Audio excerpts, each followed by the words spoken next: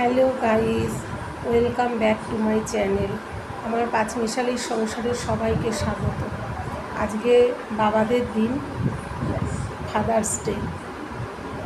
বাবা শব্দটার অর্থই অনেক বড়। আজকে বাবারা ভালো থাকুক, সবার বাবারা সুস্থ থাকুক, এই কামনা করি।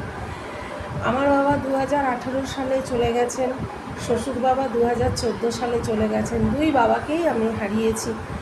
তবে তাদের আদর্শ, তাদের অনুপ্রেরণায় আজকে আমি ভগবানের আশীর্বাদে, তাদের আশীর্বাদে চলছি। তা যাই হোক, সবাই ভালো থেকো, সুস্থ থেকো।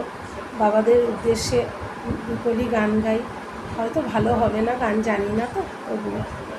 বাবা মানে হাজার বিকেল আমার ছেলেবেলা, বাবা মানে রোজ সকালে পুতুল পুতুল খেলা। যাই হোক, হ্যাপি ফাদার্স ডে। সবাই ভালো থেকো, সুস্থ থেকো।